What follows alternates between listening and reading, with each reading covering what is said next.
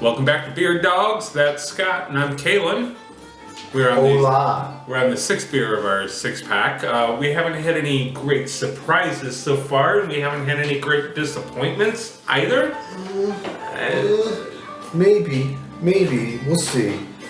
Okay. This one, we're doing the whole rebel without a clause thing. Rebel without a clause. This is the Guilty Filthy Soul. Scott, why don't we have any prior information about this? Well, because I tried going to the website just to get a little bit of background on the... It's from the DuClaw Brewery out of Baltimore, Maryland. Baltimore, yeah. And I went to the website, and for some reason Google shied me away from the website, saying that it was unsafe and that... Look at the beauty of that my information was going to be stolen by people, and so it gave me an option of seeking safety, and I decided to seek safety, and it took me back to the Google page. So I couldn't find any information about DuClaw Brewery or anything like that. Look at that pork. It's a beautifully poured beer. I'm not talking about my talents, but it pours beautifully as the beer. No, your talents are. You know what I did? I respected the fluid as the bottle. You should always respect the fluid. Don't waste the fluid. It looks wonderful. We're coming up in a month on St. Patrick's Day. It looks like a Guinness should be poured roughly. This has got an interesting smell to it. It's got an interesting nose. It doesn't smell like vomit or anything like that. So I'm happy. I always look for that in a beer. Yeah, anything that doesn't smell like vomit is good. Or maggots or dying animals. Yes. Right. Okay. I like this. There is a lot of different flavors going on. Yeah, there's a lot going on. And it goes from the smell to the initial, to the mouthfeel. It's a very velvety mouthfeel. It is. It's got, I usually don't like putting velvet in my mouth because there's all those fibers that get stuck. You gotta pull the fibers out. Oh yeah. They're worse than pubes. So you want to talk about St. Patrick's Day? Sure. Or, Valentine's Day? Valentine's Day, yes. Thank you very much. I'm finding that our sixth beer of every six-pack that we do is better than the previous five. Well, this is the best beer of the six-pack. Mm-hmm. And honestly, maybe when we do our wrap-up segment, whether it's now or later, we do the wrap-up segment, I was just gonna, and I will voice my general disappointment over the six-pack, but that's neither here nor there because we're dealing with the Guilty Filthy Soul, which is an Imperial chocolate rye porter. Man, there's a whole lot of stuff going on. Yeah, a porter alone has a lot of tastes and smells and textures, everything to it.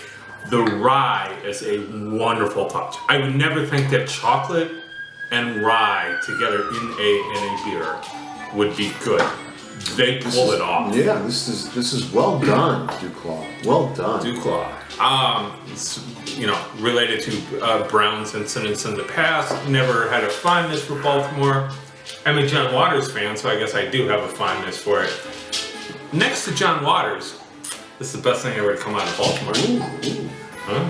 Ooh. Oh, I just said that. Yes, you did. All right. So, what are you thinking as far as try, buy, or die? Oh, this one's a definite buy. I always feel weird with the buy. I feel like a buy, it's like get a six-pack and that's what you're drinking this night. I don't think it's necessarily bad. Out of all of the porters we've done, this is definitely the one where I can consume the most of, I believe. It's clean and flavorful. Okay. It's not overwhelming. It's not classical in the sense of beer, but when I think of like how quality and how time has stood up with like a Bach or a Beethoven or something like that, I'm kind of saying this is your Bach of beers.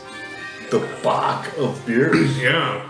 Johann Sebastian. Yeah, not the BOCK. Okay. Not a Bach beer. No, I like this. There's a lot to it. I think the more you drink this, in a row or on different occasions. You're gonna get a lot different out of it, and it's all good. I have no negative comments about it. No, I have no negative about this either. So this would definitely be a buy for me. And it's not like you're going to sit down and drink a 6-pack of this all in one sitting. I mean, this is a pretty hefty beer. It's 7.7% alcohol by volume, so it is a big boy.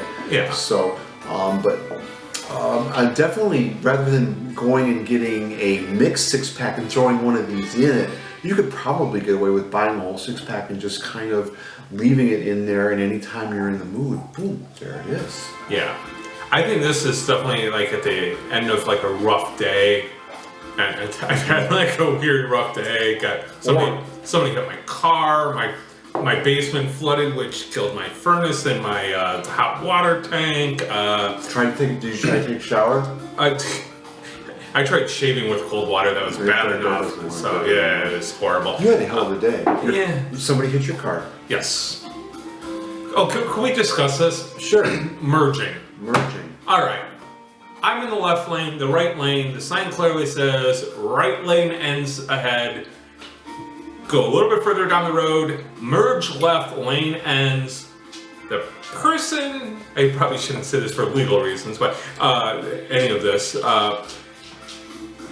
their impression of merging was because their car was slightly ahead of me by 3 feet, that they wanted me to stop to let them in at speed, which is incorrect. Merge, follow the sign that was 250 feet behind you and get over to the left lane. Don't try to speed up and go around me on the side. If your lane's gonna end, you have to start figuring out how to merge into the existing traffic. That's merging. Merging is not everybody else get the hell out of your way because you're an idiot. Merging. Because if you don't merge correctly, you have what is known as an emergency. Luckily, we didn't have that. It was slight damage to the Mini. Holds up well. I hate when that happens. Yeah. So, I'm enjoying this beer after a rough day. I feel my performance was a little off with the previous 5 beers. This was well worth it. This is the payoff at the end. Thank you.